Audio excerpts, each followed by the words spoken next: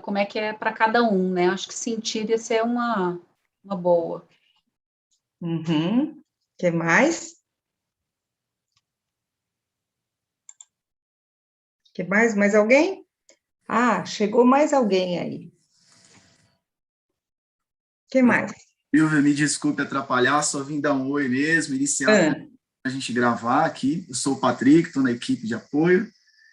Desejo a todos e todas um excelente encontro. Obrigada. A professora Silvia já apresentei.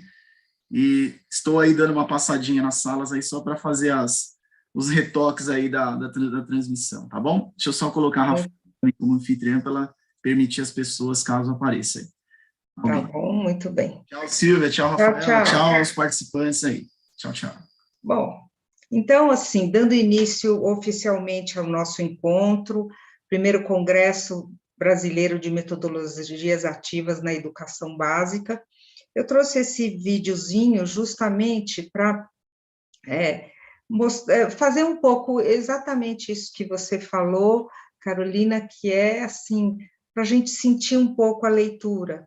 E quando a gente olha, quando a gente vê esse videozinho, sabe, as palavras que me vieram à mente foram gosto, envolvimento, prazer, aventura, né? A leitura pode ser tudo isso, então a gente vê aí pelas imagens o quanto que a leitura pode ser envolvente, o quanto pode ser aventuresca até, não é? Mas a gente sabe que na escola não é assim. E aí, então, eu trago para vocês essa citação aí do Carlos Drummond, que diz que a leitura é como... Agora eu não consigo ler porque está em cima. É como uma... Vocês conseguem ler? Sim, Rafaela? Professora, posso ler? Por favor. A leitura é uma fonte inesgotável de prazer, mas por incrível que pareça, a quase totalidade não sente essa sede. Carlos Drummond de Andrade. Pois é, obrigado, Carolina, que eu tenho coisas que ficam na frente aqui que me atrapalham, mas enfim, é essa ideia que eu queria trazer, quer dizer, apesar da leitura poder ter o potencial para ser um prazer, uma aventura, saciar mesmo a sede, a quase totalidade não sente essa sede. E aí eu mostro para vocês essa imagem que eu acho muito forte, né?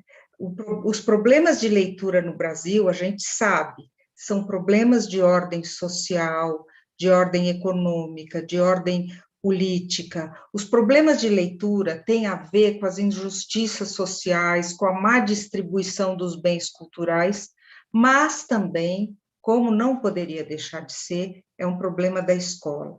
Né? E aí eu provoco vocês, né? Muitas vezes, um ensino de fachada. A gente ensina a ler, mas é um ensino de fachada, como sugere aí essa imagem, que eu acho que fica muito na mente e que marca aí o resultado dos nossos esforços.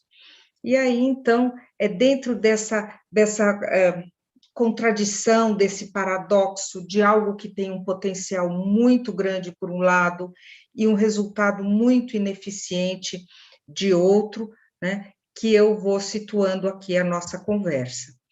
E por que tem que ser assim? Né? Por que é assim? E eu vou contar para vocês que é porque na escola circulam diferentes concepções de leitura, e essas concepções de leitura têm implicações pedagógicas. A primeira concepção, que é a concepção mais frequente, é a ideia de que ler é decodificar textos escritos. E se a gente vai decodificar, se a gente acha que ler é decodificar textos escritos, o trabalho do professor fica centrado no processo de decodificação só. E aí eu acho que a informação... Opa! Júlio, seja bem-vindo. Júlio. Oi, professora. Bom, boa tarde, seja bem-vindo. Boa tarde. Então é assim... Desculpa só, professora. É que eu não sei usar o Zoom, eu estou tentando mutar aqui, Se alguém puder mutar para mim. Ah, tá. Rafaela, você consegue mutar o Júlio? Sim? Muito bem. Seja bem-vindo, Júlio. Então, o que a gente estava dizendo é justamente de que ler que quando o professor acha, acredita, às vezes até não de forma tão consciente, que ler é uma pura decodificação, o que a gente trabalha, a ênfase do professor, ela recai sobre a associação de fonemas e grafemas, e o aluno fica, com certeza, muito entediado. A outra concepção, que é mais interessante, mas assim mesmo é bem complicada, é a ideia de que ler é interpretar um texto escrito, garantindo a apreensão do seu significado. De certa forma, isso é correto. Ler é interpretar um texto escrito. Mas quando a gente pensa em garantir a apreensão do seu significado de uma forma fechada, como se você fosse pegar um texto e enfiar na cabeça do jeito que ele está, né? É quando o professor pergunta para o aluno o que o autor quis dizer. E ao perguntar o que o autor quis dizer, muitas vezes a gente perde a oportunidade de fazer muitas outras leituras possíveis. O que você pensou sobre esse texto, o que você gostou, o que você não gostou, o que você acrescentaria, onde você já viu isso. Então, essa segunda concepção é uma concepção mais próxima daquilo que a gente gostaria que fosse, mas ainda assim é uma concepção muito dura, de achar que a interpretação da leitura está no preto no branco, está no que foi impresso no papel, né? Como se o sujeito tivesse que abrir a cabeça e receber o texto de uma forma fechada, tá bom? Agora, para confrontar essas duas concepções, que são as mais frequentes, eu trouxe para vocês já o nosso primeiro texto, né? O que existe para além da decodificação no processo de leitura. E para falar disso, tá? Eu vou dar para vocês uma aula de leitura. Aliás, eu acho que eu vou pedir para a Carolina e para a Simone. Simone, você está aí? Vamos combinar, então. A ideia era que vocês lessem isso juntos, todos, mas eu tenho medo do delay que pode atrapalhar aí no online, então nós vamos combinar assim. A Carolina, você vai ler tudo que está em branco, e a Simone vai ler tudo que está em verde, ok? Prontos? Bem. Então, vamos lá. Ok. O que há para além da decodificação e da compreensão estrita da leitura? Aula de leitura. A leitura é muito mais do que decifrar palavras. Quem quiser, pare para ver. Pode até se surpreender. Vai ler nas folhas do chão, se é outono ou se é verão. Nas ondas soltas do mar, se é hora de navegar. E no jeito da pessoa, se trabalha ou se é à toa. Na cara do lutador, quando está sentindo dor. Opa. O que há para além da decodificação? Voltou, né? Opa, vai ler quando está sentindo dor. Vamos lá, preciso adiantar. Pronto. Vai ler na casa de alguém o gosto que o dono tem. E no pelo do cachorro, se é melhor gritar socorro. E na cinza da fumaça, o tamanho da desgraça. E no tom que sopra o vento, se corre o barco ou vai lento. E também na cor da fruta. E no cheiro da comida. E no ronco do motor. E nos dentes do cavalo. E na pele da pessoa. E no brilho do sorriso. Vai ler nas nuvens do céu, vai ler na palma da mão, vai ler até nas estrelas e no som do coração. Uma arte que dá medo é a de ler um olhar, pois os olhos têm segredos difíceis de decifrar. Muito lindo, parabéns, linda a nossa leitura. Aqui está a poesia toda, né? Se vocês tiverem interesse em conhecer, é uma poesia do Ricardo de Azevedo, que se chama 19 Poemas Desengonçados, e é da Ática. Esse texto, eu gosto muito dele, dessa poesia, porque ela recupera a concepção do Paulo Freire, que dizia que a leitura do mundo precede a leitura das palavras, né? Então, você poder ler sei lá, no jeito da pessoa, se trabalha ou se é à toa, ou na cara do lutador, quando está sentindo dor, e no pelo do cachorro, se é melhor gritar socorro. Então, eu acho que essa poesia resgata de uma forma muito bonita a concepção do Paulo Freire, que é uma concepção dialógica de língua. E agora sim eu posso apresentar para vocês a terceira concepção, né? A primeira, como eu disse, é a ideia de que ler é decodificar textos escritos. A segunda é a ideia de que ler é interpretar um texto escrito de modo estrito, garantindo a apreensão do seu significado. E a terceira, finalmente, é a ideia de que ler é um processo comunicativo constituído em uma relação dialógica, eu-outro, eu-mundo.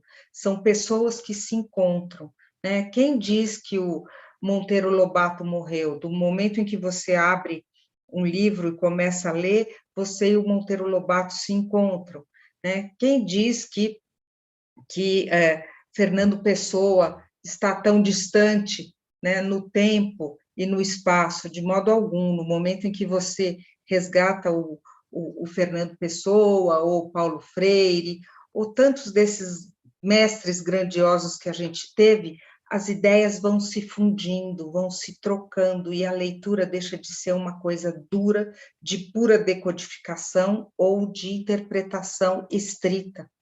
E aí surge essa ideia, né? A concepção dialógica de língua. Essa concepção já circulava aí com o Paulo Freire, com certeza, mas ela foi bem articulada por Bakhtin, que é um linguista russo, e que falava justamente da língua como um encontro de pessoas, e a língua, ela se constrói nas práticas comunicativas, e a leitura, a leitura principalmente, é uma interpretação, e ele diz mais, uma construção e reconstrução de sentidos e significados. É como se o leitor fosse também um coautor do texto, porque na hora que ele lê aquelas palavras que estão impressas no papel, ele vai ressignificando e ele vai pondo em ação uma série de processos cognitivos, imaginários e tudo mais. É dessa concepção que eu estou falando, e é com esta concepção que eu vou trabalhar nessa oficina, tá bom? Então, qual é o meu propósito? Eu quero basicamente responder 3 questões. A primeira, de um modo bem breve, que é quando se inicia a aprendizagem da leitura como processo interpretativo. Quando que começa isso? A segunda, que eu vou trabalhar de um modo mais denso, é porque a leitura merece ser compreendida como reconstrução, construção e reconstrução ativa de sentidos e significados. E como se dá esse processo? E a terceira questão é justamente buscar nessa concepção dialógica de leitura as implicações pedagógicas que nos interessam enquanto educadores, ok? Antes de começar a trabalhar essas perguntas, eu vou falar para vocês da minha metodologia, a metodologia de trabalho nessa oficina. Eu vou colocar aqui uma imagem, e eu quero que vocês, rápido, abram o microfone e me digam muito rápido o que vocês veem, ok? O que nós temos aí? Dois rostos. Árvore. Vários rostos. Né? Uma árvore também. Bom, então, o que é isso? Muitas vezes, é muito interessante essa imagem, porque quando a gente coloca, tem gente que vê primeiro os rostos e fala 2, de verdade são, acho que 11, tá? Então, aqui tem olho, boca, nariz, aqui tem um de óculos, nariz e boca, aqui tem um carequinha, aqui tem um de chapéu, com bigode, aqui tem um de barba, tá? Aqui tem outro careca, aqui tem outro bigodudo, aqui tem outro de chapéu, né? Aqui tem mais um, e aqui tem mais um. Quando a gente olha essa imagem, a maior parte das pessoas enxergam a árvore, tá? É o que a gente enxerga primeiro. E depois, quando você começa a prestar atenção, você vai enxergando os vários rostos que tem aí, fala, achei mais um, olha aqui, tem mais um aqui que eu não tinha visto e tal, tal, tal. É isso que eu vou fazer com vocês, é essa metodologia que eu vou trabalhar com vocês. O que eu estou querendo mostrar é que é o seguinte, uma coisa é a leitura, é aquilo que a gente vê em primeiro plano, né? Aquilo que parece que é mais evidente, e aquilo que às vezes não é tão evidente, que a gente não consegue ver com tanta fluência, são as competências de leitura. É como se a leitura fosse a árvore, né? E as competências que dão subsídio para que a árvore seja do jeito que ela é, são os rostos. Então, essa vai ser a minha metodologia de trabalho. O que significa isso? Nós vamos ler vários textos, e é claro que esses textos, para fins didáticos aqui na nossa oficina, foram escolhidos de forma a favorecer, a mostrar as competências que estão por trás do processo de leitura. Então, eu vou mostrar para vocês diferentes textos, em alguns eu vou pedir para vocês lerem, alguns eu vou eu mesma ler, alguns nós vamos... E assim, nós vamos conversando, porque o que eu estou querendo fazer é tornar essas competências mais evidentes. O que acontece é que nós estamos tão mecanizados no processo de leitura, que você lê e você nem pensa em qual a competência que você está ativando, o que você está lançando mão, né? Quando a gente lê, a gente simplesmente lê, né? A gente não para pensar, agora eu ativei tal competência, agora eu ativei tal competência, e se a gente não sente essas competências no nosso processo de leitura, fica muito mais difícil para a gente trazer para os alunos, né, essas competências, ou trabalhar para que essas competências possam ser desenvolvidas. Então, a minha concepção de metodologia ativa no processo de leitura não é necessariamente você ter muitas tecnologias, mas é garantir que o seu aluno tenha esse processo ativo, esse processamento mental ativo. Sim, ficou claro a analogia aí que eu estou fazendo? Então, vamos lá. Essa é a primeira pergunta que eu tinha prometido. Quando se inicia a aprendizagem da leitura como processo interpretativo? Então, eu tenho aqui esse texto, eu gostaria que vocês lessem ou olhassem para ele e antecipassem aí alguma coisa. O que vai acontecer nessa história? Quem se arrisca? Silvia, eu adoro, porque como eu falei há pouco, eu estou no ensino fundamental, e para incentivar esse processo interpretativo, justamente essa visão de leitura de mundo que ele carrega, que o aluno carrega na leitura, eu gosto de explicar para eles os diversos tipos, linguagem verbal e não verbal. Dentro do não verbal, a gente entra aí com o que eles estão percebendo, e eu estou amando isso aí, né? Então, Simone, você já está fazendo uma análise que me interessa muito. O processo interpretativo começa muito antes da leitura dos textos, né? A gente já, ao olhar para o mundo, você já começa a interpretar esse mundo, e às vezes numa história em quadrinho, é claro que aqui tem letras e tal, mas nada dessas letras e desse Maurício de Souza, e nada disso está interessando para o leitor, o que está interessando é a história em si, e aí a gente olha para a história e a gente faz, sim, uma leitura. Então, essa historinha está aqui para mostrar para vocês que o processo de leitura como uma prática ativa e interpretativa começa muito antes, tá? E queria avançar, dizer que não só ele começa a interpretar, mas ele já começa a lançar a mão de mecanismos inteligentes que seria de lidar com a história. Aqui a gente poderia dizer, por exemplo, assim, o que está acontecendo, o que vai acontecer no último quadrinho? O que vocês me dizem? Será que o Cebolinha vai curar o joelho do Cascão? O que vai acontecer? O que a gente pode prever dessa leitura? Alguém se arrisca?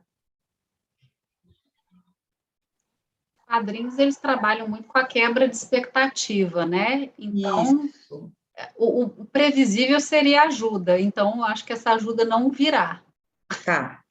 Então, veja que esse é um processo super inteligente. Você trabalhar dentro do previsível e você também trabalhar com a surpresa, né? Então, a surpresa está aqui, quer dizer, o Cebolinha usou aí o esparadrapo para calar a boca do Cascão, que certamente estava fazendo muito barulho.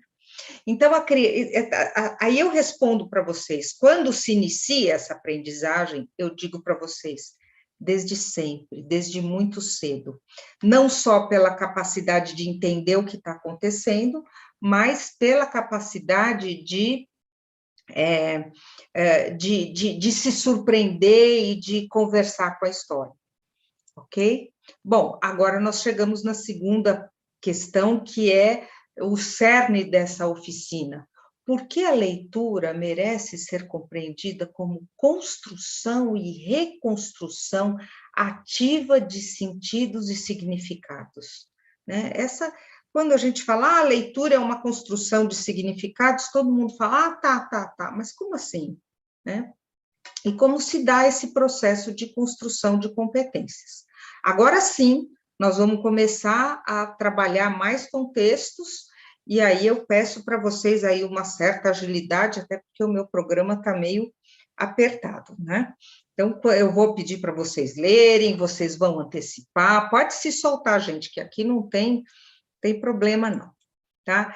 Eu vou colocar um texto e eu vou pedir para vocês lerem, e vocês vão me dizer o que vocês acham desse texto.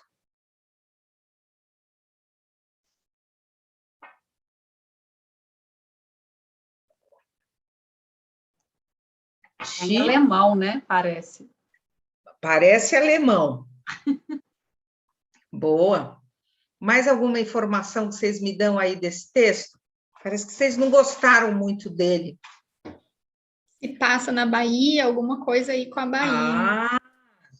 Tem Bahia. Eu acho que é alemão. Tá? Alguém poderia me dizer, tem São Salvador lá. Também esse São Salvador eu consigo ler. Alguém poderia me dizer, eu acho que é uma poesia, porque está escrito em forma de verso. Eu acho que Martrose Nur deve ser o título, porque tem um espacinho do título. Então, bom, primeiro eu preciso falar, né, o que é esse texto. Esse texto é a música do Marinheiro Só em alemão, né? A música que vocês todos conhecem. Marinheiro só, eu sou da Bahia, marinheiro só de São Salvador, marinheiro só. Né? Então, mesmo o texto não sendo possível uma língua que a gente não conhece, a gente consegue arrancar sentido daquilo que a gente lê. Por quê? Porque vocês se comportam como leitores inteligentes que vão arrancar sentido até mesmo numa língua que vocês não conheçam. Tá? Então, eu vou defender a ideia de que a construção de competências de leitura, ela é como uma trama, é como um bordado artesanal, cada criança faz o seu, cada um de nós fazemos o nosso. O seu bordado artesanal é diferente do outro, cada um aprende por um lado. E aprender significa juntar coisas com coisas. E aí vem a nossa primeira competência, a partir do Marinheiro Só, que é reconhecer a língua e captar marcas significativas para além dela. Tá? Então, a Carolina me disse, está escrito em alemão, acho que é alemão. Quer dizer, ela não reconheceu a língua e a cabeça dela já começou a trabalhar no sentido de que outra língua pode ser, né? E captar marcas significativas para além dela, como, por exemplo, uma criança que consegue ler Coca-Cola, ou McDonald's, ou que consegue, num texto, pegar uma ou outra palavrinha e tal. Então, a primeira grande competência aí é reconhecer a língua e começar esse processo de catança mesmo, né? De busca de significados. Vamos mais uma experiência. Agora eu que vou ler para vocês, tá? É um texto, é um livrinho da Eva Furnari, que eu gosto muito, tá? E eu vou ler 2 páginas do livro para vocês pegarem o espírito da coisa, e depois vocês vão ter que finalizar para mim a história, ok? Então, vamos lá. Era uma vez um bicho esbranquiçado, se tomasse muito sol, ficava assim assado. Era uma vez um gato diferente, comia refrigerante, tomava cachorro-quente. Era uma vez um time da pesada, que jogava futebol. Quem se arrisca? Ih, tá sem som. Simone. E pelada. Jogava futebol e pelada. Pode ser? Que mais? Ó, a Quem bola mais se- quadrada. Ah, com a bola quadrada, tá? Mas veja que a tentativa da Simone foi muito... Foi dentro da lógica que eu estava provocando, que jogava futebol com a bola quadrada. Então, o que é isso? Quando eu falei, eu vou ler o texto para vocês pegarem o espírito da coisa, eu não falei o que era o espírito da coisa. E o espírito da coisa é a consciência fonológica. Então, quando a Simone me fala que jogava futebol como pelada, ela pegou completamente o espírito da coisa. Era uma leitura que dava para fazer, né? E que jogava futebol com a bola quadrada também, se você associar lá com a imagem, né? Com isso, eu mostro para vocês mais uma competência que a gente não consegue muitas vezes ver nos nossos alunos, que é desenvolver a consciência fonológica. O que acontece é que na língua normal, as pessoas estão sempre muito mais ligadas na semântica, no conteúdo do que a gente lê, do que na dimensão fonológica da língua, né? Então, para a criança acostumada, como nós, a se preocupar com o conteúdo do que se lê, tá? Quando você começa a trabalhar com poesias e com rimas e tudo mais, mesmo antes dela saber aprender a ler e escrever, ela é obrigada a transferir um foco de atenção para outro, né? Então, quando você trabalha com isso, como a gente trabalhou com essa historinha aí, você tem que transferir a lógica do semântico para a lógica do fonológico, tá? E isso muitas vezes as pessoas usam para justificar o método fônico. Só que o método fônico, né, ele pode até trabalhar uma consciência fonológica, mas ele trabalha de um modo duro e que não se relaciona com muitas outras competências que nós vamos mostrar para vocês. Ok? Mais um. Próximo texto. Agora leia se for capaz. Então, eu vou botar o texto, eu vou dar uns 5 segundos, e depois nós vamos ler todos juntos, ok? Então, eu vou dar aí uns 5 segundos de novo para vocês pegarem o espírito da coisa.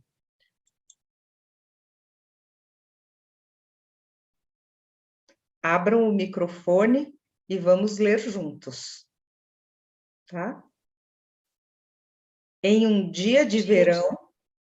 Estava na praia observando 2 crianças brincando na areia. Elas trabalhavam muito construindo um castelo de areia, com torres, passarelas, 3 passagens internas. Quando estavam quase acabando, veio uma onda e destruiu tudo, reduzindo o castelo a um monte de areia e espuma. Nossa, acho que a Carolina estava bebendo uns, hein? Carolina, de verdade, vou falar para você o que está escrito. Está escrito 3M1, D14, V3, R40, 3574, V4. É isso que está escrito. Por que a Carolina leu desse jeito? De novo, porque quando você é um leitor proficiente, você faz o diabo para arrancar significado. Do momento em que eu falei para vocês, leiam se vocês forem capazes, eu desafiei. E aí vocês vêm, eu falei, leiam se for capaz, vocês já lançaram mão de todas as estratégias possíveis e impossíveis aí para tentar arrancar significado. Isto é leitura. A gente lê até mesmo onde não está escrito. Não é que a Carolina bebeu uma 51 antes de chegar aqui, né? É porque ela se comportou como uma leitora inteligente. E isso permite a gente colocar mais um fiozinho no nosso bordado artesanal das competências, discriminar letras, números e símbolos, para dar sentido ao que a gente está lendo. Então, a criança tem que começar a separar o que é letra, e isso é uma outra competência. Vamos para mais um. Agora aqui é um concurso, hein? Estão todos convidados. Eu vou botar o texto. O primeiro vocês não gostaram, porque estava escrito em alemão. O segundo vocês estava muito fácil, porque era bola quadrada. Esse aqui, o último, estava também muito fácil. Então, agora eu estou desafiando vocês. É um concurso. Pena que nós não estamos juntos aqui para eu dar um prêmio para esse concurso. Quando eu dou esse texto para os meus alunos, eu digo, só pode sair da aula quem conseguir ler esse texto. Tá? Vamos lá? O primeiro que conseguir, abre o microfone e começa a ler.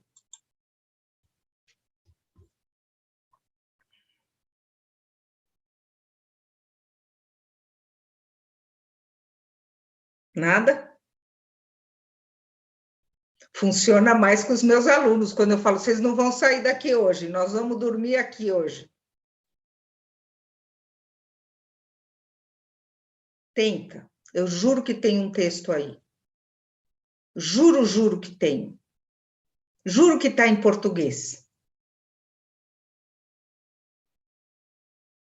Nada, nada?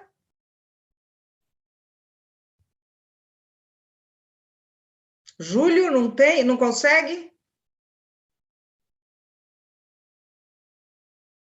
Rafaela não consegue? Carolina não consegue? Simone não consegue? Conseguindo só o sabe ali juntando, meia nossa. Sabe. Vou ajudar um pouquinho. Vocês estão vendo que cada palavra começa e termina com uma letra do abecedário. Olha que interessante, ó. A, B, C, D, E, F, G, H, I, J, K, L, M, N. Essas letras foram postas aqui só para atrapalhar. E se vocês ignorarem esse abecedário que está aí? Conseguem agora? O quê? Se você é um vencedor, terá algum... Se você é um vencedor, terá alguns falsos amigos e alguns... meu Deus do céu. Inimigos. Isso. Verdade. Ih, faltou um. Verdadeiros. Faltou um I. Faltou um I. verdadeiros. Grande Simone, parabéns. Então, assim, o que a gente tem aí? A gente tem um texto escrito em português, em bom português, só que eu criei um código para ele. E o código foi justamente dividir o texto em sílabas, tá? E botar, o meu código, eu que instituí, de botar o abecedário aqui, ó, A, B, C, D, E, F, G, H e tal. Se você ignora essas letras, ou a primeira e a última letra, você consegue resolver o código. Isso nos permite, quer dizer, eu coloquei um código para provocar vocês, né? Isso me permite chegar aí a mais uma competência, que é justamente conhecer o código, né? Que é o funcionamento do nosso sistema alfabético. Tá? Então, assim, se eu colocasse só o sistema alfabético, como vocês já conhecem o código, o texto não ia representar o desafio nenhum. Né? Então, eu criei um código para o aluno que não conhece o código de escrita, eles passam pela mesma sensação, o que eles conseguem enxergar, né, é exatamente aquele texto todo bagunçado, aquele monte de letras. O que eu estou fazendo, de modo muito maldoso, é jogar vocês na mesma condição desses alunos. Esse aluno que não compreende o código, ele vê um monte de letras que não faz sentido algum. De repente, na hora que você entende o código, que cai a ficha, você é capaz de ler. Muito bem, tá? Vamos para o próximo, tá? Você compreende o texto? Esse é um texto bem interessante, agora eu que vou ler para vocês, porque esse aqui pode gerar situação constrangedora. Esse é um texto que se chama Jaguadarte. Eu peguei só a primeira e a terceira estrofe, mas eu tenho ele depois aqui, eu posso mostrar todinho para vocês, por uma questão de tempo. É um texto que aparece no livro Alice no País das Maravilhas, do Lewis Carroll, e que foi maravilhosamente traduzido pelo Augusto Campos. Então, é um texto que é muito interessante, porque o texto as crianças conseguem entender melhor do que os adultos, porque ele está escrito de uma forma para você captar a ideia, né? Apesar de não estar em português. Então, eu só tenho aí, depois, se vocês quiserem, eu mostro o texto todo. Era brilhos, as lesmolisas touvas, roldavam e reouviam nos gramilvos. Estavam minzicais as pintalouvas, e os mimorratos davam grilvos. E enquanto estava em sussustada cesta, chegou o Jaguadarte, olho de fogo, sorreu filfando através da floresta, e borbulhia um riso louco. Então, é um texto maravilhoso, e que está escrito em algumas palavras em português, e o resto vai só pela sonoridade. Então, quando a gente lê essa poesia para as crianças, ela conta uma história de luta, né? E as crianças interpretam isso de um modo maravilhoso. Então, quando você fala era briluz, essa palavra briluz não existe em português, mas você já pensa num brilho, na luz. Quando você fala as lesmolisas, você já pensa numas lesminhas. Roldavam e reouviam nos gramilvos, você já pensa nos bichinhos rolando nas relvas e nas graminhas, né? Estavam mimizicais as pintalouvas, então a gente já pode imaginar um bichinho cantando, alguma coisa assim, e os mimorratos davam grilhos, a gente pode imaginar os grilinhos fazendo barulhos e tudo mais. Então, esse texto, quando você trabalha com uma criança, é maravilhoso porque você explora a possibilidade de construir significados em um texto que não está dado, né? Então, assim, você estava em sussustada cesta, quer dizer, você estava dormindo, tranquilo, aí chegou o Jaguadarte, o que será? Sorrefilfando através da floresta e borbulhia, o que será borbulhia? Deve ser assim, rosnava ou fazia um barulho assustador.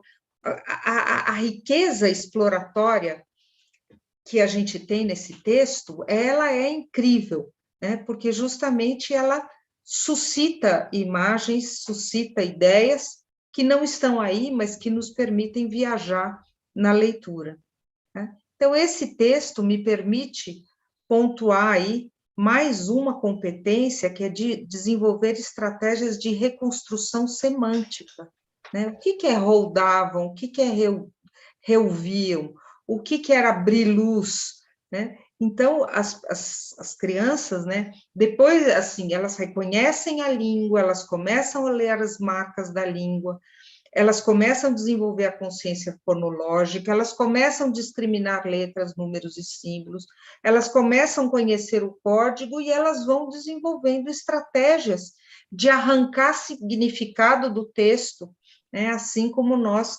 arrancávamos significado lá no texto do Cebolinha, né? Você vai lendo e vai interpretando, a cabeça vai trabalhando. Muito bem.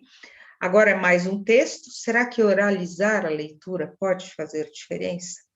Essa também eu vou ler para vocês, porque eu tive que, confesso que eu tive até que estudar para ler isso bem lido, para que a gente possa discutir melhor.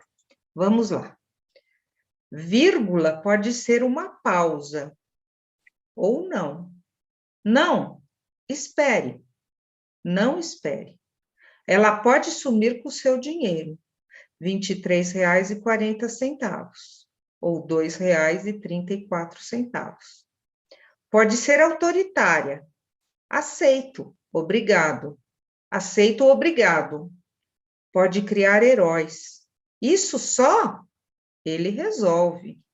Isso só ele resolve. E vilões. Esse juiz é corrupto. Esse juiz é corrupto. Ela pode ser a solução. Vamos perder. Nada foi resolvido. Vamos perder nada. Foi resolvido. A vírgula muda uma opinião. Não queremos saber. Não queremos saber. Uma vírgula muda tudo. Então, esse texto também é muito interessante e mostra o quanto que a oralização da leitura pode fazer diferença no processo de compreensão. E aí vem mais uma competência, que é desenvolver estratégias prosódicas, né? Muitos professores trabalham a língua achando que desde que você leia com entonação, como a gente diz, a leitura está resolvida. Só que essa, que é até uma competência bem interessante, é uma das, no nosso enorme bordado das competências sobre a leitura. Bom, agora eu vou mostrar para vocês um outro tipo de texto que mostra a pluralidade dos sentidos, como os sentidos podem ser plurais. E isso é muito comum na poesia, né? Na poesia que traz metáforas e linguagens figuradas, mas eu peguei linguagem típica da propaganda. Então, eu tenho vários exemplos para mostrar para vocês. A primeira é uma propaganda que tinha daquelas meias lupo, perto do Dia dos Pais, né? Eles lançaram a seguinte propaganda: pé de pai, pé de lupo, né?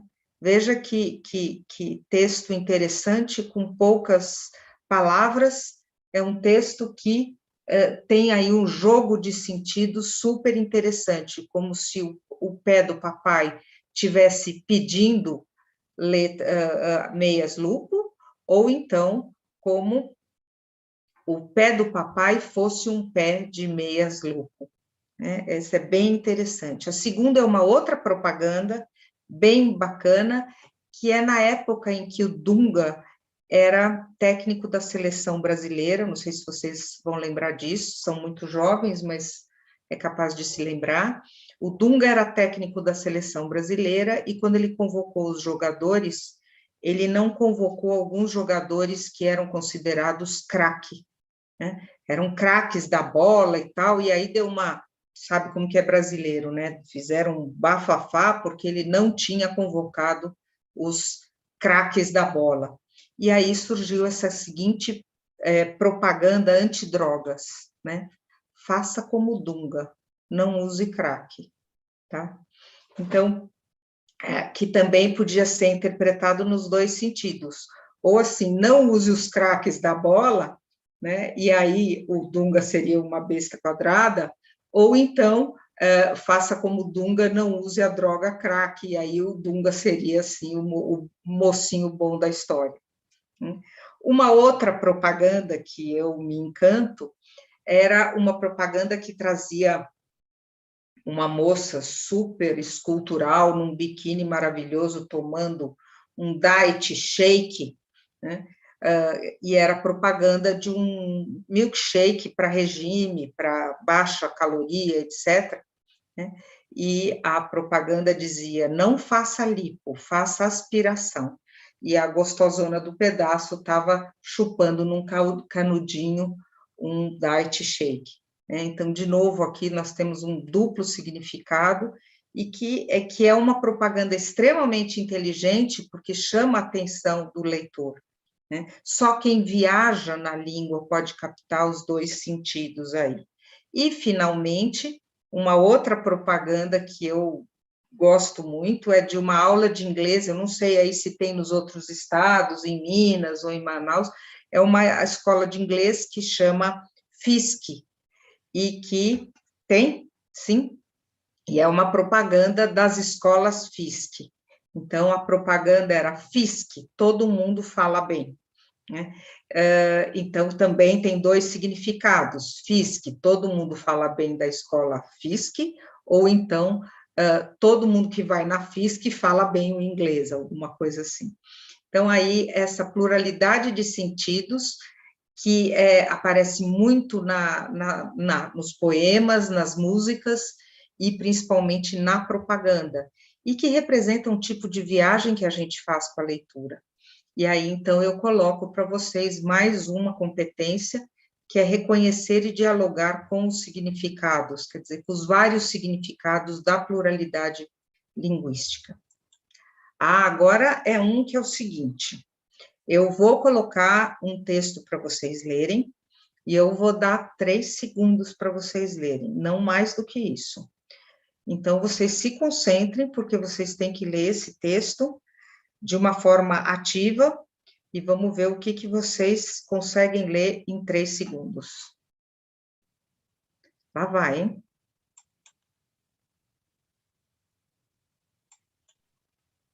Leram? Conseguiram ler tudo? O quê, mais ou menos? Simone, o que você conseguiu ler? Eu consegui ler Mais vale um pássaro na mão do que 2 voando. Não consegui, porque eu fiquei tentando já ler e já tentar interpretar o duplo sentido de tudo. Ah, tá. Você, Carolina, conseguiu? Eu consegui ler esse, e semana passada subiu o preço da gasolina. Subiu o preço da gasolina? É. Muito bem. Júlio, você conseguiu ler? Sim, professora. O primeiro só. Mais vale 2 pássaros na mão do que 2 na mão. Seria mais ou menos isso. Veja que tem outra interpretação. Parece que vocês leram coisas diferentes. Então, deixa eu ver se eu consigo voltar. Aqui, voltei, tá? Então, olha, mais vale um pássaro na mão do que 2 na mão. Na semana passada, subiu o preço da gasolina. Cinderela perdeu um sapoto na escadaria do castelo. Então, o que acontece? Quando você tem pouco tempo para ler, quando você tem que ler rápido, a gente põe em evidência mais uma competência de leitura, no primeiro caso, que é relacionar com o que você já conhece.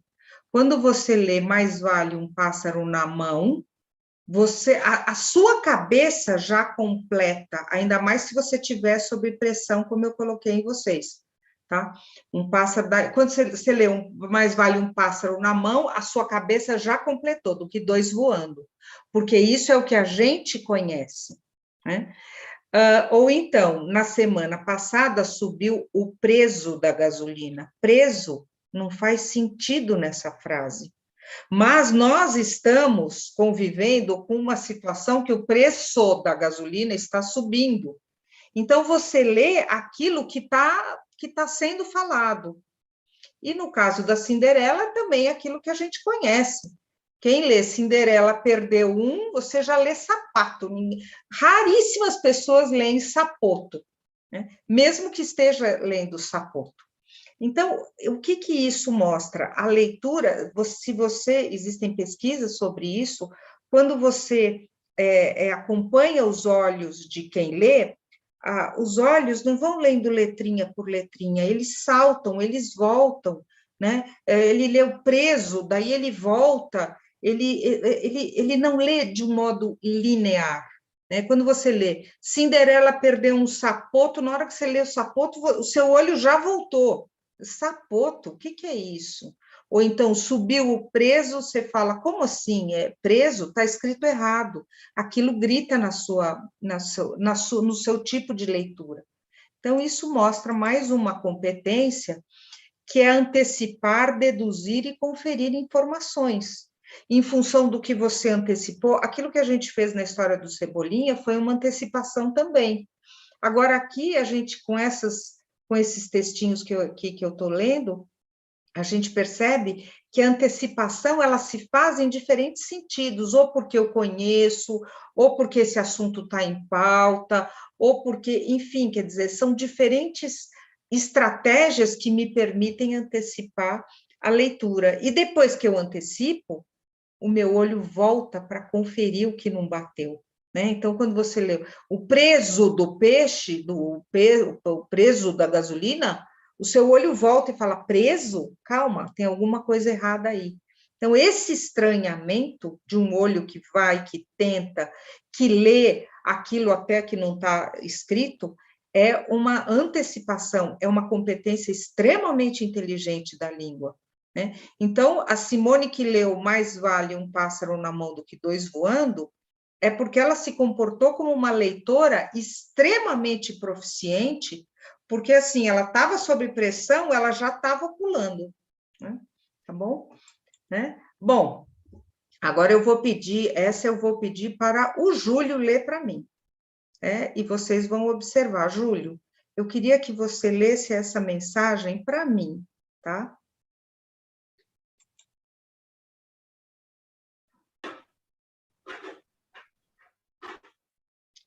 Você pode ler? Está carregando ainda, professora, só um minuto. Não te amo mais. Estarei mentindo se disser que ainda te quero, como sempre quis. Tenho certeza de que nada foi em vão. Sei dentro de mim que você não significa nada. Não poderia dizer nunca que alimento um grande amor. Sinto cada vez mais que já te esqueci. E jamais usarei a frase eu te amo. Sinto, mas tenho que dizer a verdade. É tarde demais. Gente, vocês perceberam que ele está me dando um fora no meio da minha aula?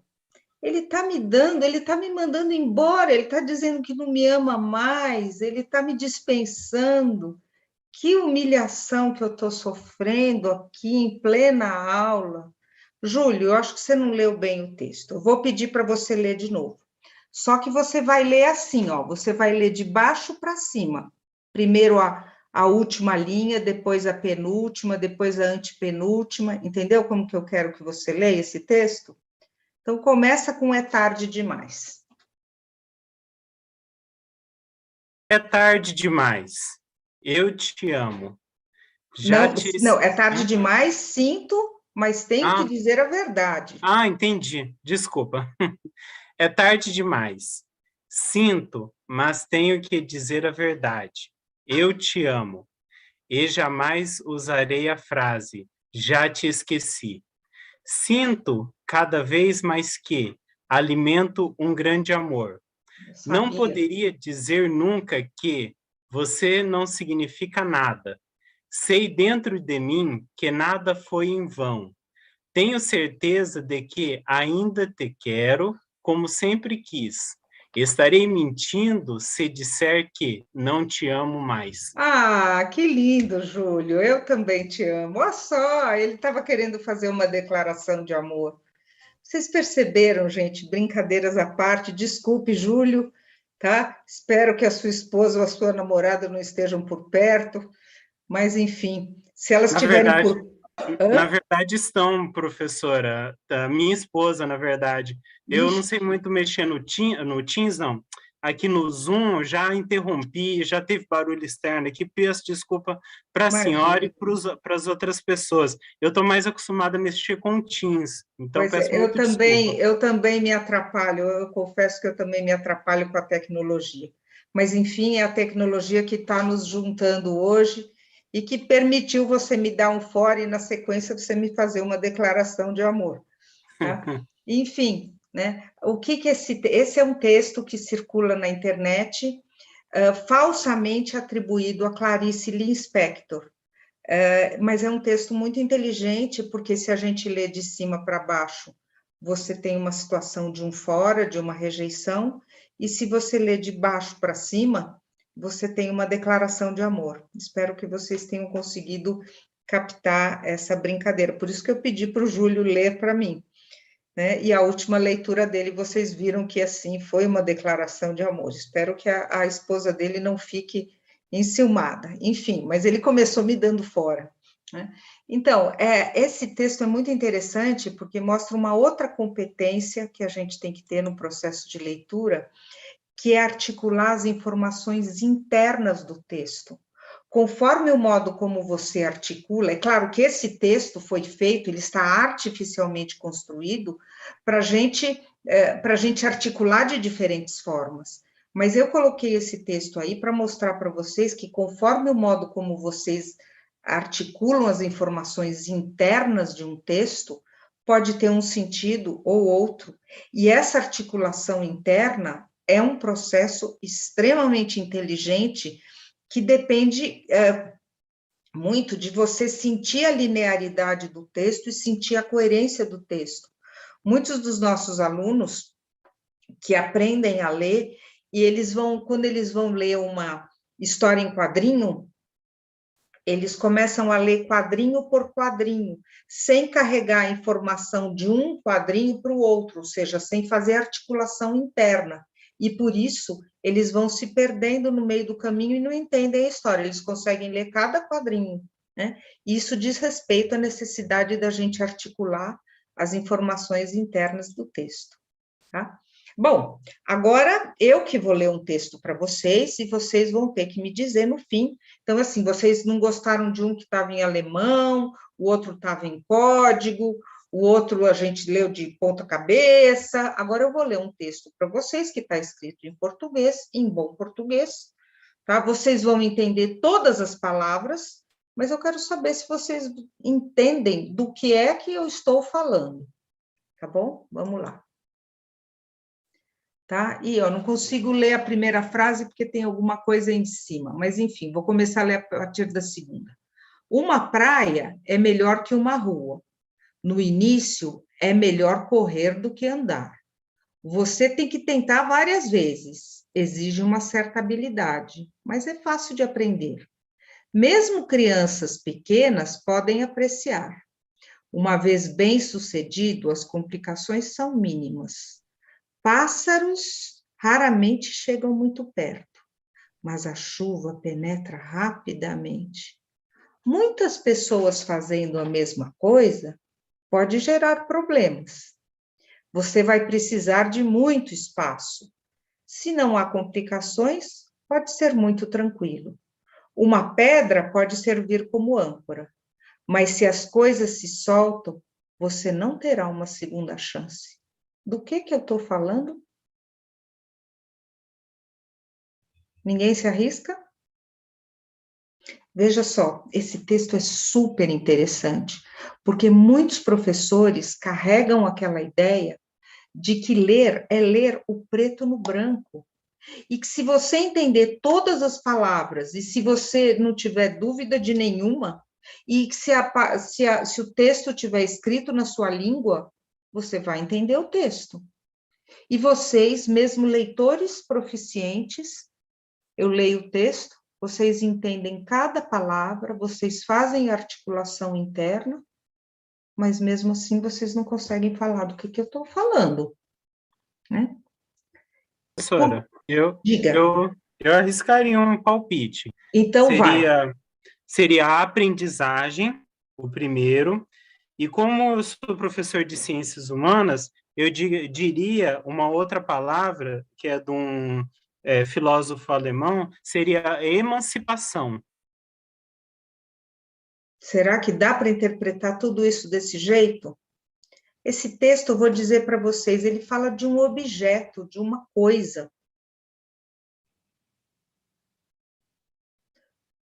A interpretação do Júlio foi interessante, né? Uma aprendizagem. A praia é melhor do que a rua. Talvez a gente aprenda melhor na praia do que na rua. No início, você tem que correr para começar a aprender, depois você pode andar. Tem que tentar várias vezes, porque a aprendizagem é assim. Exige uma certa habilidade, porque a aprendizagem é assim, né? Uma vez bem-sucedido, as complicações são mínimas, pode ser. O que seriam pássaros raramente chegam muito perto? Aí começa a dar problema a interpretação dele, olha lá. Mas a chuva penetra rapidamente. Na aprendizagem, como interpretar isso? Muitas pessoas fazendo a mesma coisa pode gerar problemas. Muitas pessoas aprendendo pode gerar problemas. Posso pensar numa classe turbulenta. Mas você vai precisar de muito espaço. Será que a aprendizagem precisa de tanto espaço? Se não tiver complicações, pode ser tranquilo, até cabe. Uma pedra pode servir como âncora, aí não se encaixa muito. Vocês estão vendo? Quer dizer, a interpretação do Júlio foi interessante. Dá até para grudar, dá até para a gente pensar nisso. Mas não cabe tudo, né? Uma pedra pode ser uma âncora, mas se as coisas se soltam, você não terá uma segunda chance? O que será isso? Né? Olha lá, eu estou falando de uma pipa, né? Então, um jornal é melhor do que uma revista. A praia é melhor do que a rua, no início tem que correr para depois andar, você tem que tentar várias vezes, exige habilidade. As crianças pequenas podem aprender, uma vez bem sucedido, não tem, as complicações são mínimas porque a pipa já está lá em cima. Pássaros raramente chegam perto porque se assustam, a chuva penetra rapidamente. Muitas pessoas fazendo a mesma coisa pode gerar problema porque as pipas podem se enroscar, mas se não há complicações, pode ser tranquilo.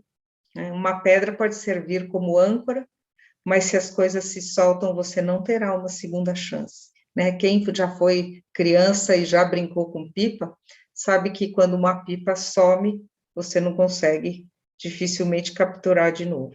Né? Então, esse texto mostra para vocês mais uma competência interessante. A sua leitura foi muito interessante, Júlio, porque ela se aproxima, ela permite a interpretação, mas nem tudo se encaixa. Né? Então, aí a gente tem mais uma competência, relacionar informações do texto com outros saberes. Então, às vezes, eu estou tão focada no texto e não consigo relacionar com outras coisas, então aí, com a minha experiência de pipa, por exemplo, né, e aí eu não consigo ler o texto. Tá bom? Mais uma? Ah, essa é bem legal. É um texto que eu vou botar aqui, é um texto que eu vou botar aqui, eu quero ver se vocês conseguem ler, tá bom? De novo, eu estou trazendo um desafio para vocês. Prontos? Vamos lá.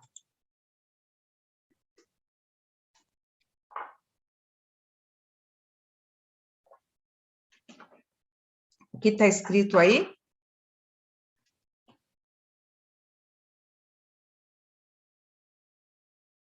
Quem se arrisca? Júlio, manda bala. Eu acho que é Peru. Peru, uma boa leitura. Bem, idem. Peru. Como tem muitos us, né? Eu poderia até chutar no plural, né? Perus. Né? Perus. Posso ler posso ler Peru, ou como tem muitos us, eu posso ler Perus. Uma leitura perfeitamente aceitável. Eu vou tentar uma outra interpretação. Não é um per? Sim. Não é um per feito só de us. Per feito só de us. Repitam isso comigo. Perfeito só Deus. Perfeito só Deus. De novo. Perfeito só Deus. Perfeito Deus. Perfeito só Deus. Tá? Então, aqui, de novo, é uma brincadeirinha, porque quando você fica repetindo isso, perfeito só Deus, perfeito só Deus, você acaba lendo perfeito só Deus. Tá? Então, é outra leitura possível. E aí, isso me permite lançar mão de outra competência, que é relacionar informações do texto com outras informações. No caso, foi visual, tá? Estética ou linguística. Então, por exemplo, visual, quando você tem, por exemplo, um texto com um mapa, um texto com um gráfico, um texto ao lado de uma imagem, ou estética, como foi, desculpa, o perúso e o perfeito só de uso foi uma informação estética, né, no modo como a gente visualizou, ou linguística, enfim, né? Então, a gente não relaciona só, o leitor proficiente não é só aquele que faz as conexões internas do texto, não é só aquele que articula, não é aquele que antecipa, mas é também aquele que vai relacionando até com o estado visual da leitura, né, com o estado estético da leitura, com as outras informações, e aí entram as muitas linguagens. Quando você faz, por exemplo, uma linha do tempo, ou quando você faz uma árvore genealógica, quer dizer, tem um visual que você tem que compreender sem o que você não extrai informação daquilo. Né? Aí, agora, eu que vou ler para vocês. Se preparem, que é uma piadinha bem interessante.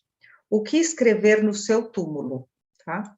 Se você é um espírita, volto já.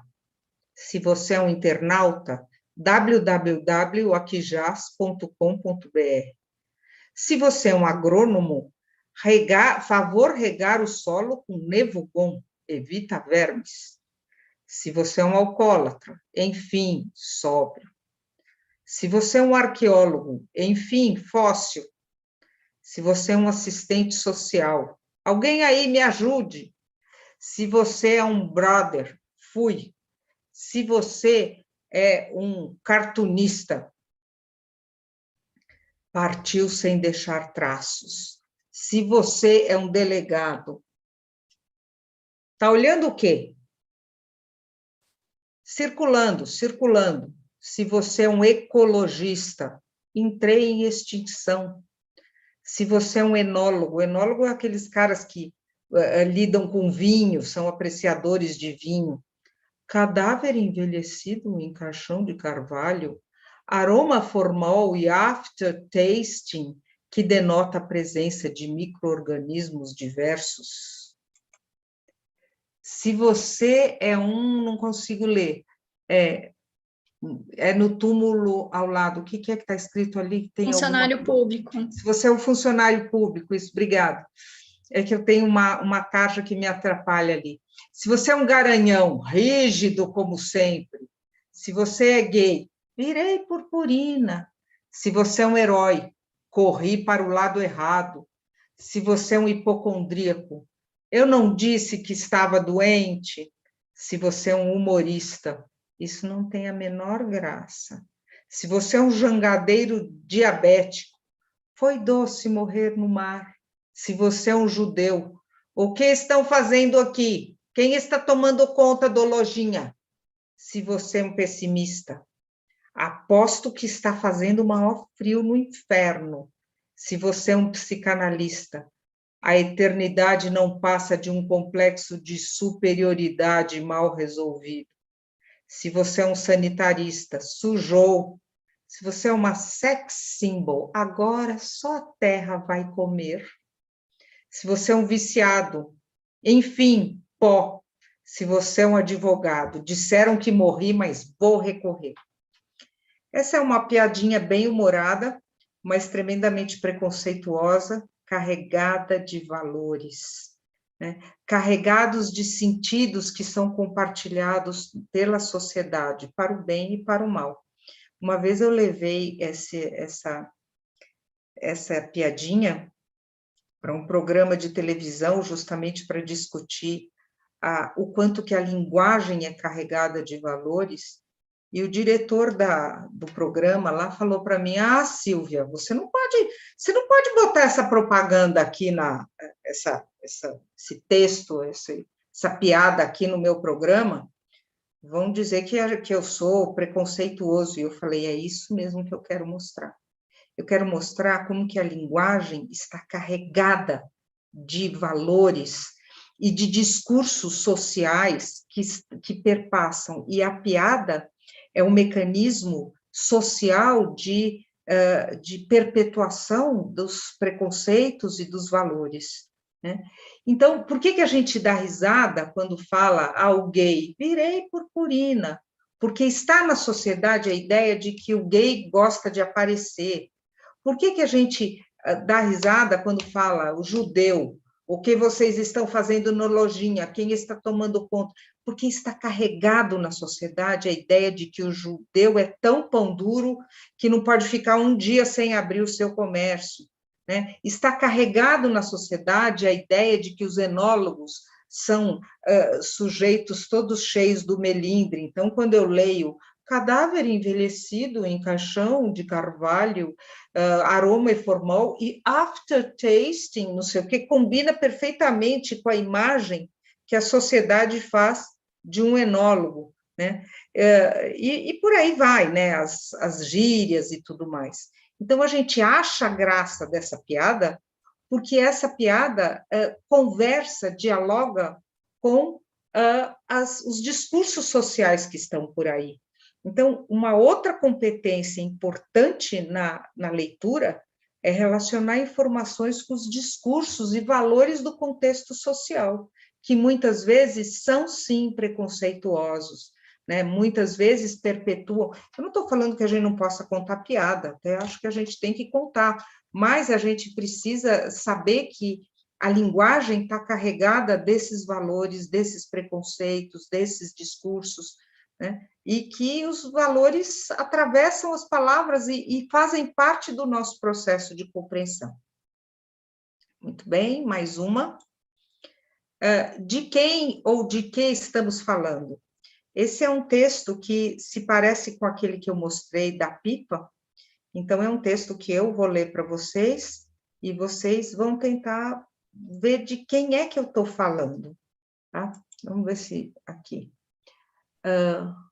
Com gemas para... Não consigo ler. Que está escrito? Com gemas para financiá-lo. Com gemas para financiá-lo, nosso herói desafiou valentemente todos os risos desdenhosos que tentaram dissuadi-lo do seu plano. Os olhos enganam, disse ele. Que tal substituir a teoria da mesa pela teoria do ovo? Então, as 3 irmãs fortes e resolutas saíram à procura de provas, abrindo caminho, às vezes através de imensidões tranquilas, mas a miúde através de altos e baixos turbulentos. Os dias se tornaram semanas, enquanto os indecisos espalhavam rumores apavorantes a respeito da beira.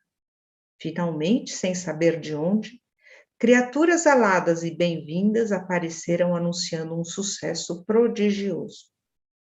De quem eu estou falando?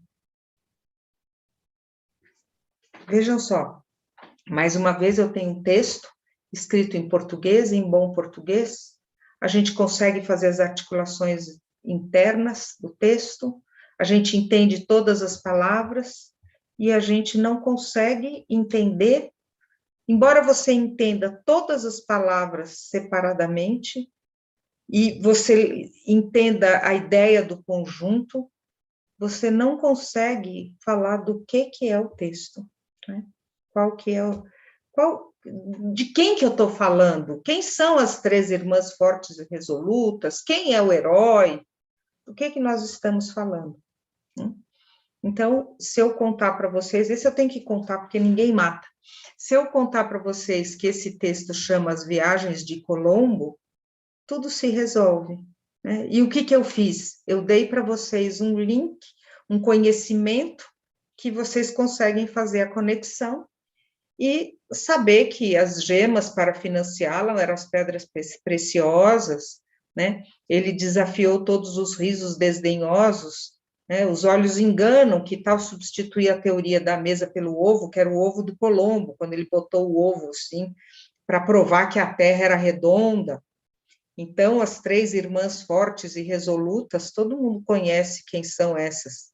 São as 3 caravelas, Santa Maria, Pinta e Nina. Abrindo caminho para provar que a Terra era redonda. Às vezes, através de imensidões tranquilas, beleza, é um mar tranquilo, mas a miúde, através de altos e baixos turbulentos, posso pensar aí no Oceano Atlântico cheio de ondas e tudo mais. Os dias se tornaram semanas, enquanto os indecisos espalhavam rumores apavorantes a respeito da beira, porque na época eles tinham a ideia da Terra plana, e eles achavam, estamos chegando perto do fim, e vamos cair, né? Finalmente, sem saber de onde, criaturas aladas e bem-vindas apareceram, anunciando um sucesso prodigioso. Eles viram pássaros, gaivotas, e onde tem gaivotas tem a terra, né? Completamente compreensível, todo mundo concorda, é fácil de entender. Eu vou contar para vocês que um dia eu dei esse texto para um adolescente, e falei, de quem ou do que eu estou falando? Ele falou, professora, tá na cara, né? É a história de uma transa que deu certo. E eu falei, como? Como? Ele falou, professora, a senhora não sabe ler? Aí, tá na cara que é uma transa que deu certo, os amigos fizeram uma aposta, se ele ia ganhar a menina, se ele não ia ganhar a menina, se ia fecundar, se ia engravidar a menina. Eu olhei e falei, como? E aí eu falei, você pode me explicar? E ele me explicou. Então, com gemas para financiá-lo. Bom, se ele tinha que conquistar a menina, né, professor, ele tinha que soltar alguns presentinhos. Nosso herói é ele, é o que topou a parada. Desafiou valentemente todos os risos desdenhosos que tentaram dissuadi-lo do seu plano. Então, eram os amigos que diziam, você não é caminho, ela é tem muita areia naquele caminhãozinho, você não é nada para conquistar a menina, você não vai conseguir conquistar e tal, e os amigos desafiavam que ele não ia conseguir a menina, conquistar a menina. E ele dizia, os olhos enganam, que tal substituir a teoria da mesa pela teoria do ovo? A mesa, professor, é aquele lugar que a gente, assim, toma uma cervejinha, toma alguma coisa. O ovo, professor, é chegar lá no ovo, né? A senhora sabe, né? Então, as 3 irmãs fortes e resolutas, eu falei, quem são essas 3? E ele me disse, são as 3 espermatozoides, professora. Eu falei, mas só 3? Ele falou, professora, tenha paciência, cada um dá o que tem também, né?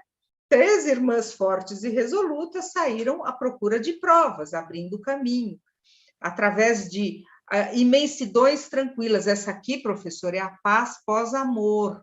Então, as espermatozoides estavam indo lá na paz pós-amor, tentando procurar as provas. Mas a miúde, através de altos e baixos, turbulentos... professora, eu preciso explicar isso também? Falei, não, essa parte eu entendi. Os dias se tornaram semanas, porque eles não sabiam, ele tinha que provar que ele tinha ficado com a menina, ganhado a menina, engravidado a menina. enquanto os indecisos espalhavam rumores apavorantes a respeito da beira, porque se às vezes esses espermatozoides não entraram lá e não fecundaram o ovo, elas escaparam pela beira, elas foram embora, apavorante, finalmente sem saber de onde, criaturas aladas e bem-vindas apareceram anunciando o sucesso prodigioso. Aí ele falou, aqui que o texto não está muito claro, professora, porque criaturas aladas pode ser os anjos que dão que dão o dom da vida, ou pode ser a cegonha, né, professor? O texto não está muito claro. Enfim, ele conseguiu interpretar o texto inteirinho em função de algo que estava na cabeça dele, que está na cabeça de todos os adolescentes, que é uma transa, que é a relação sexual, que é a luta para conseguir as meninas e qualquer coisa assim, né? E é claro que, assim, a leitura dele foi uma leitura interessante, uma leitura que se sustenta, e aí a gente coloca aí a última competência, que é identificar os gêneros e ativar propósitos de busca e relacionar ou ponderar sobre os interesses implícitos. A ideia é, até que ponto aquilo que você lê com aquilo que está na sua cabeça e que você faz a interpretação em função das ideias que você tem, ou até que ponto você vai buscar respostas para as suas perguntas e se abrir para uma interpretação nova. Os interesses implícitos. Então, aí a gente tem uma nova competência. Vejam vocês, né? Agora eu tenho aqui todas as competências, esse rol de competências não pretende de modo algum esgotar as competências de leitura, mas o que eu queria mesmo nessa oficina era mostrar para vocês quantas coisas implícitas que a gente não vê, que a gente não percebe, e que estão postas no momento em que a gente lê. Eu queria colocar vocês no lugar de leitores que conseguem enxergar as competências implícitas que nem sempre podem ser vistas por aquele leitor que faz tudo automaticamente. O meu tempo já deve estar meio se esgotando, mas eu ainda posso terminar aqui, né, e falar... Opa! You are sharing. Stop sharing. Espera, eu vou ter que entrar de novo, que eu fiz uma bobagem aqui. Né? A ideia que eu queria passar para vocês, né, é essa ideia do Mário Quintana, que eu acho que descreve muito bem a leitura. O leitor que mais admiro é aquele que não chegou até a presente linha. Neste momento, ele já interrompeu a leitura e está continuando a viagem por conta própria. Então, os leitores são assim, eles estão lendo algo impresso, o preto no branco, ou algo que está na tela, mas a cabeça está funcionando a mil, por diferentes caminhos, tentando dar sentido àquele texto. E é por isso, e aí eu lanço mão dessa outra citação, que duas pessoas nunca leem o mesmo livro, duas pessoas nunca leem o mesmo texto. É aquilo que eu disse para vocês, o bordado artesanal dos processos cognitivos e do esforço pela postura, pela conquista e manutenção dessa postura interpretativa, é um esforço absolutamente individual e multifacetado. Tá? Então, aqui eu volto à imagem daquela árvore, né, que mostrava para a gente o que é a leitura e o que é as competências que estão subsidiando a leitura, para sintetizar aqui um pouco das ideias que foram trabalhadas. A ideia é que, a partir de um único texto, o processo ou a postura interpretativa caminha por diferentes lógicas, por diferentes caminhos, com diferentes processos. Então, você antecipa, você confere, você pergunta ao texto, você faz a conexão interna, você relaciona com algo que você já viu, você não entende, você concorda, você não concorda. Então, a postura interpretativa é um processo, uma conquista extremamente complexa e que nós, justamente por sermos leitores proficientes, não estamos sensíveis a isso. Então, a gente, às vezes, um aluno está fazendo uma leitura e aquele aluno que gagueja, tal, é justamente o aluno que está lidando com as informações, com as ideias, e você fala, você não está lendo direito, é justamente, às vezes, aquele que está lendo o melhor possível, porque ele está lidando com muitas informações. Então, aqui eu sistematizei aqui as principais ideias que eu queria trazer para vocês. Em primeiro lugar, a complexidade da leitura. A leitura é um processo bem complexo.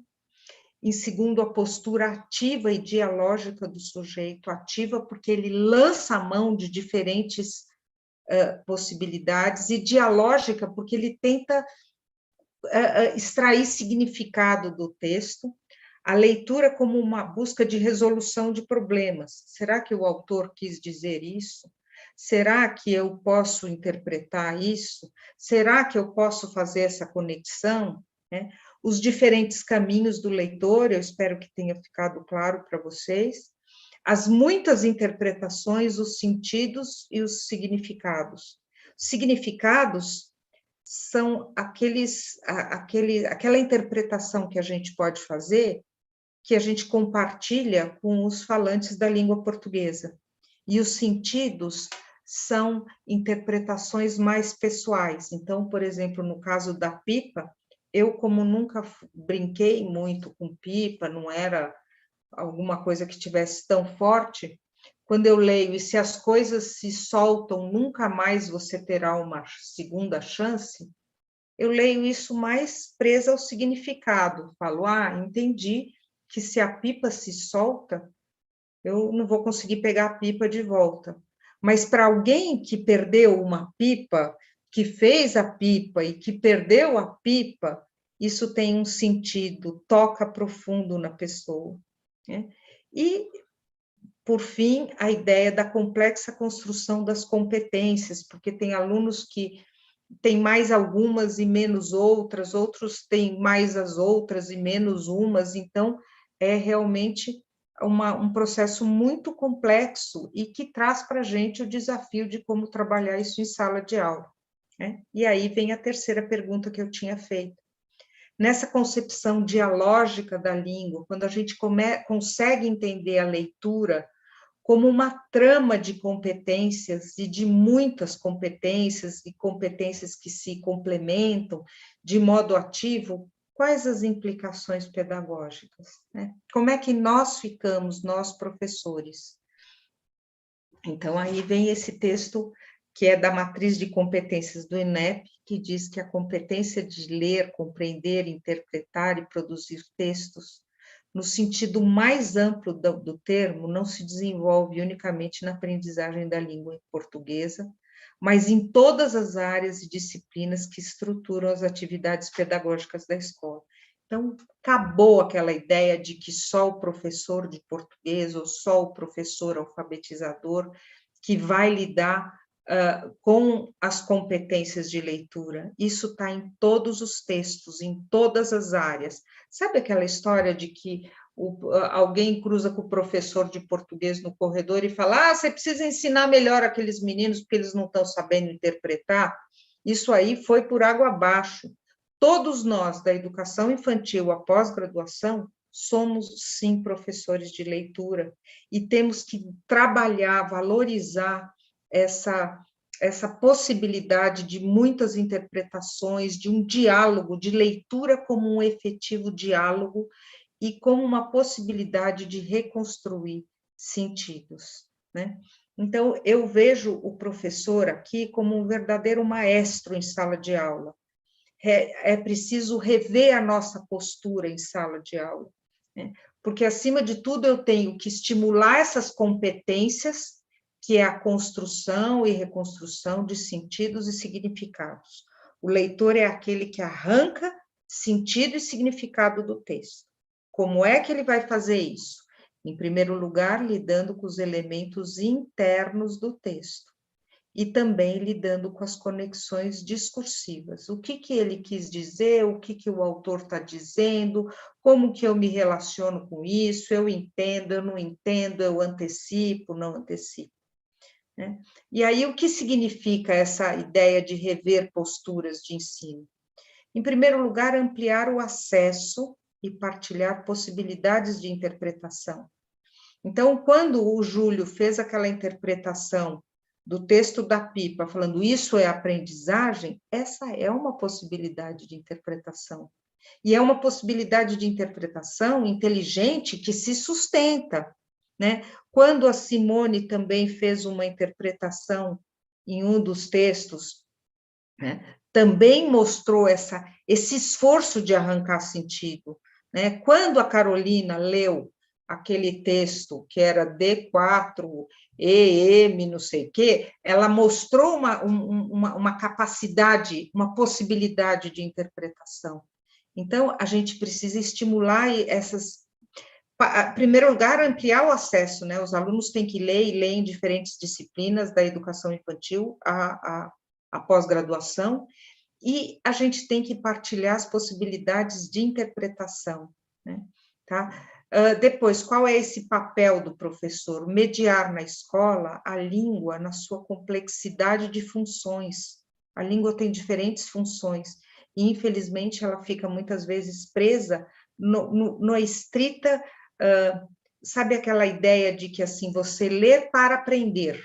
Leia o texto e aprenda o texto, ou aprenda o conteúdo do texto, e a gente deixa de explorar as muitas outras funções da língua, né? Então, a gente precisa trabalhar com as funções, os propósitos, os portadores, os gêneros e os tipos textuais, né? Precisamos trabalhar com essa pluralidade, porque a língua é plural.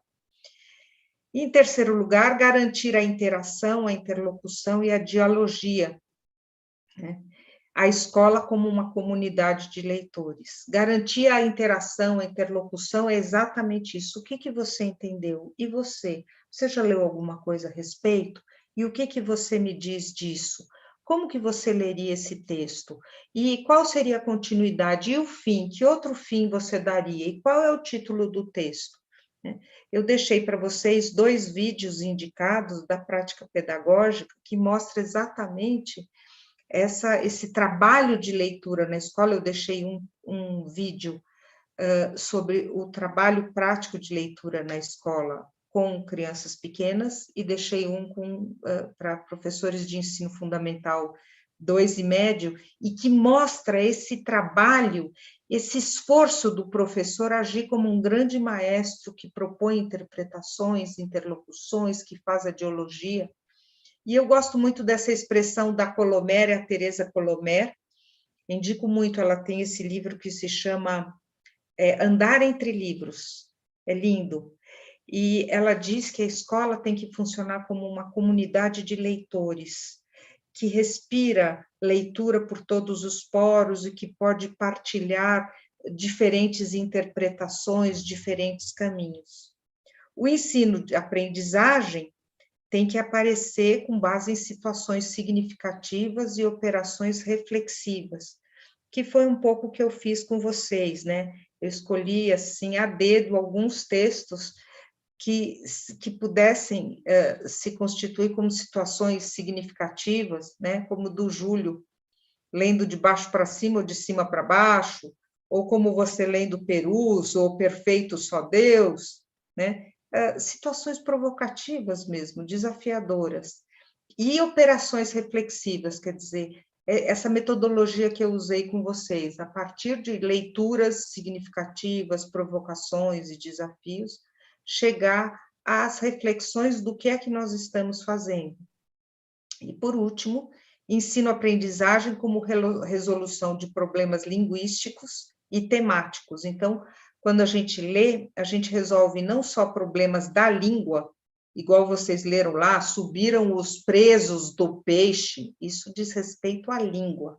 Ou então, temático, quando você lida com assuntos, é o Colombo ou é uma transa que deu certo?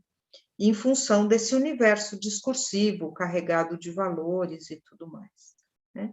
Bom, para finalizar, né, o meu último slide é só para a gente poder concluir, eu diria para vocês que se quiser ensinar a ler, convide o seu aluno a se comportar como um coautor dos textos e, dessa forma, interagir, aprender, trabalhar, se divertir, conhecer, conhecer-se, sonhar, criar, recriar, buscar, ler todos os dias para encontrar novas formas de ser e estar no mundo.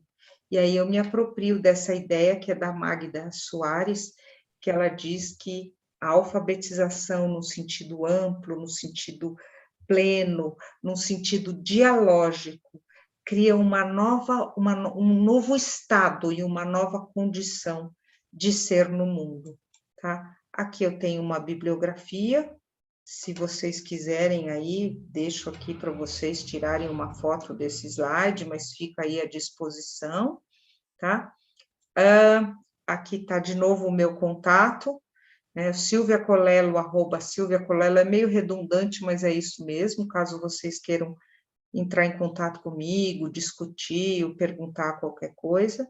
E aqui está o meu site de novo, que é o silviacolello.com.br. Caso vocês tenham interesse, eu deixei aqui na manguinha do colete a poema total do Jaguadarte, que é muito lindo e tal.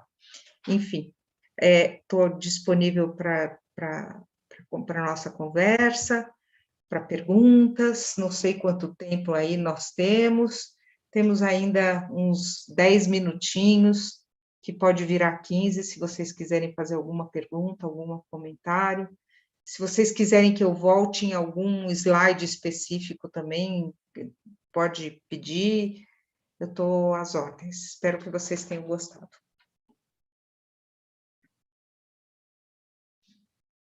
A Soninha, que está sem microfone, colocou aqui no chat excelentes considerações. Muito obrigada. Obrigado, Soninha. Não te chamei, você ficou escondidinha aí, mas estava presente e eu espero que você tenha aproveitado. Simone, Júlio, Carolina, não sei se vocês têm comentários, perguntas. Silvia, só agradecer, né, porque as suas pontuações foram riquíssimas diante do nosso universo, principalmente quando se fala que a responsabilidade não é só nossa, né? Mas é muito difícil ainda, todo esse tempo, fazer os outros professores participarem desse processo, quando, de repente, você mostra vários textos aí de diferentes formas, que possuem diferentes linguagens e interpretações, eles não conseguem relacionar com uma questão de matemática, uma questão de geografia. Então, muito interessante, muito riquíssimo, e assim, vai nos ajudar mais ainda no nosso trabalho. Parabéns mesmo pela sua oficina, pelas suas interações conosco. Grata. Muito obrigada, Simone. Eu fico muito preocupada, porque quando eu vejo a BNCC, eles fazem uma lista de competências, né? E os professores leem aquilo leem e entendem, claro, aquilo está lá, dá para ler, para entender, mas é difícil a gente ter uma postura sensível com relação a isso. É difícil nós, leitores proficientes, termos a possibilidade de entender o que é a formação de competências. Então, foi daí que veio essa minha ideia de criar essa oficina, colocando diferentes textos desafiadores, às vezes incompreensíveis, às vezes engraçados e tudo mais, justamente porque eu queria que os professores se colocassem no lugar dos alunos e vissem como, às vezes, eu posso ler um texto em português, que eu entendo todas as palavras e assim mesmo eu não entendo o texto. Quer dizer, essa experiência é muito forte para os professores, para que eles possam se colocar no lugar dos alunos, né? E vislumbrar que as competências, quer dizer, quando você vivencia essa situação das competências, ou quando aquelas caras por trás da árvore se tornam mais evidentes, talvez a gente tenha aí melhores condições de entender o trabalho que a gente tem que fazer em sala de aula, que é quase como um maestro, né? É encantar, é provocar, é desafiar, porque as competências não são desenvolvidas a partir de um processo informativo. Ó, cara, você não está vendo que tem aqui uma interpretação de duplo sentido? Não é assim que as pessoas aprendem. As pessoas aprendem pelo encantamento, pelo desafio, pelo desejo, né? E é isso que eu queria mostrar para vocês e colocar vocês na situação de vivenciar essas competências. Mais Muito alguém? obrigada, viu, Silvia? Foi excelente explanação, relembrando aí vários conceitos importantes para a gente, né? A gente não lembra o tempo todo nesse processo aí de ensino na sala de aula, né? É verdade. Eu mesma me sinto assim, né? E eu fiquei muito tempo coletando esses textos e me colocando no lugar aí de uma leitora, né? De uma leitora que pensa não só no texto ou na leitura, mas que pensa assim, o que está envolvido por trás da leitura, né? Gostei muito. Mais alguma coisa? Sim, professora. Eu queria, mais uma vez, pedir desculpa aí por algumas coisas e dizer que é um Imagine. prazer muito grande. É a segunda oportunidade neste ano que eu tive de vivenciar uma experiência com você. Você fez uma fala aqui na minha cidade, em Presidente Prudente, para um público de uma escola da rede SESI. Não sei se a senhora vai se lembrar disso. Ah, sim, lembro sim. Então, e eu já fui seu aluno na Univesp também, então já é uma Ah, segunda experiência que eu estou tendo. E dizer o seguinte, que o meu interesse de ter participado desse momento foi o seguinte, uma coisa que eu me deparo, até coloquei como pergunta lá, que me causa um pouco de angústia.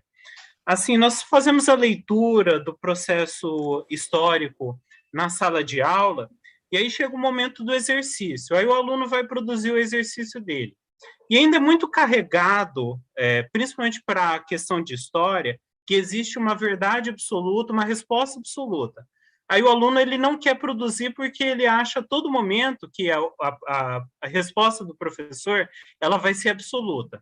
Então, uma coisa que a gente está procurando desconstruir ao longo do tempo é produza. Produza a sua resposta, produza a sua interpretação, produza a sua leitura. Tá, uma vez produzida, agora eu vou colocar a minha leitura e a minha interpretação. Aí eu coloco lá na lousa. Aí, geralmente, a hora que eu coloco na lousa, eles começam a apagar a resposta dele. Eu falo, não, para. Compara o que você produziu com o que eu produzi. Será que tem um diálogo essas informações? Ah, professor, tem, mas a minha palavra não tem nada a ver com a do senhor. Mas você entendeu aquela informação? Aí eu parto para prática oral. Vamos lá, vamos discutir. Aí quando ele vê, ele já se sente mais seguro. Aí a partir desse momento ele começa a participar mais das aulas até oralmente. Quando eu dou a segurança no escrito, ele participa oralmente da sala. Então, essas questões que você trouxe, eu lembrei também do Leandro Carnal, que ele coloca muito da questão de alfabetização, que tem um professor da alfabetização na educação infantil e no Fundamental 1, mas todos os professores eles alfabetizam, assim por dizer.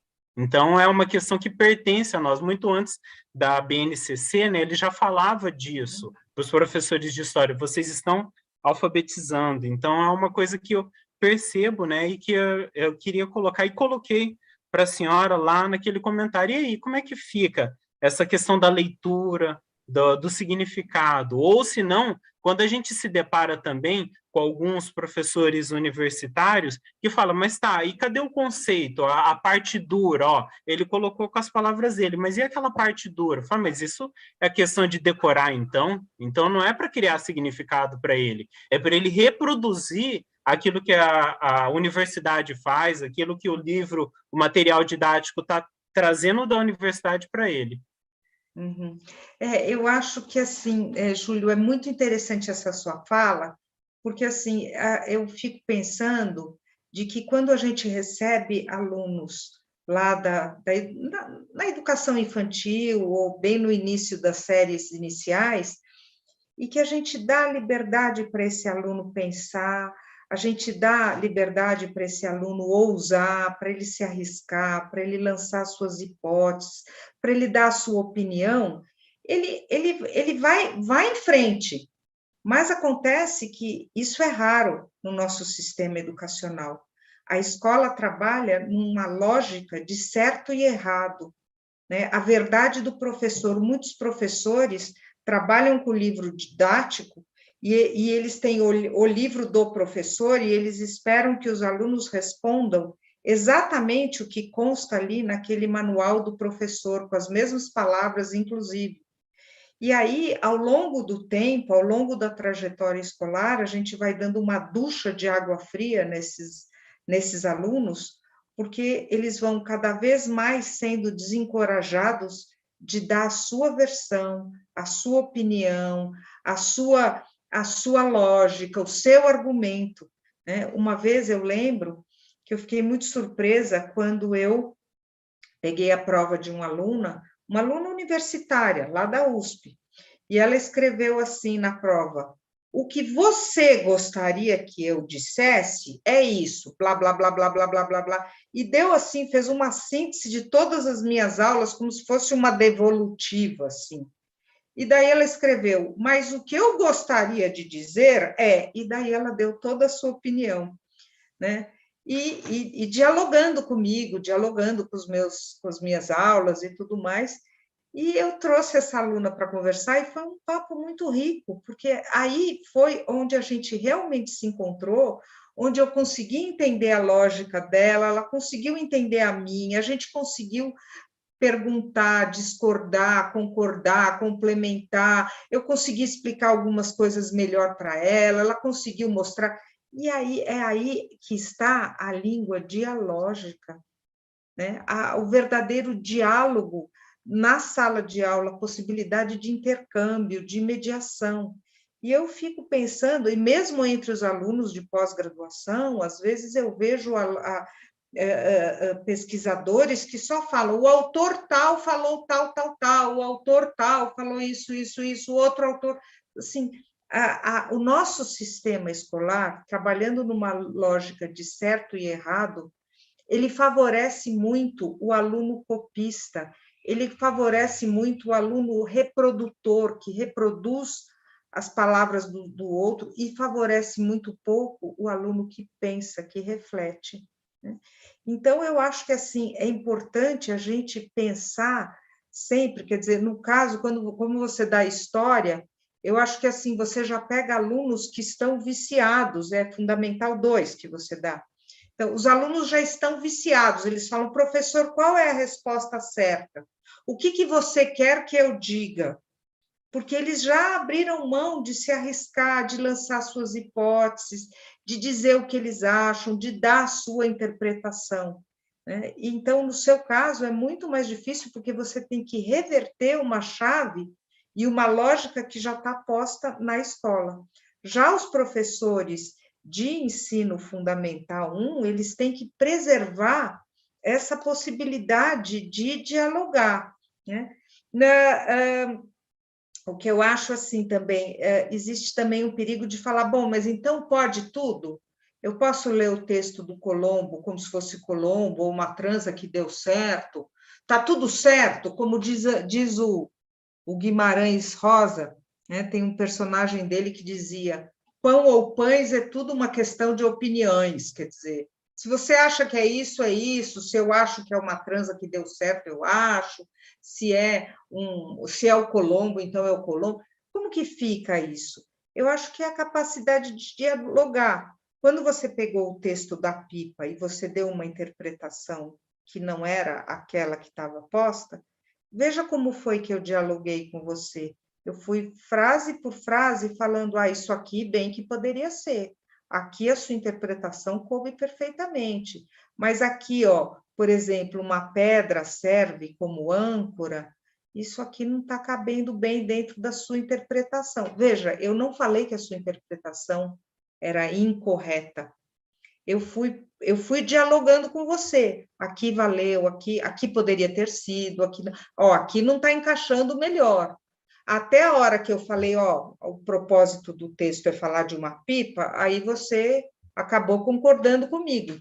Mas não porque o meu texto trouxe a verdade ou a minha interpretação é a correta, mas porque juntos nós pudemos escolher a melhor interpretação, onde todas as palavras, todas as frases se encaixavam, né? Então, essa postura desse professor dialógico que pergunta, junta, mostra que a interpretação aqui não dá, aqui cabe, aqui você foi bem, eu acho que é essa a ideia, sem conotação de valor, a gente precisa aliviar um pouco essa lógica do ensino da leitura e do próprio saber histórico ou científico, numa lógica de certo e errado, né? Então, vamos pegar um exemplo da história. Quando você pega e fala que você tinha o Império Romano, que era maravilhoso, que foi invadido por bárbaros horrorosos e violentos, que destruíram o Império Romano, você está fazendo uma leitura de um ponto de vista, do ponto de vista dos romanos. Mas se você considerar a lógica dos bárbaros, também eles tinham a sua cultura, também eles trouxeram importantes aquisições, também eles contribuíram com aspectos interessantes para a nossa cultura, etc. Então, quando você consegue mostrar os dois lados da moeda, seja no ensino de história, seja no próprio ensino da leitura, você ganha exponencialmente e você dá para o aluno a chance dele pensar. Infelizmente, eu vou dizer para vocês, eu tenho vários alunos universitários e vários alunos da pós-graduação que têm medo de pensar, têm medo de se lançar numa possibilidade de interpretação. E isso vem lá da educação infantil, desde o momento que a gente fala é isso e não aquilo, né? Não sei se eu me expressei bem, se ficou claro e tal.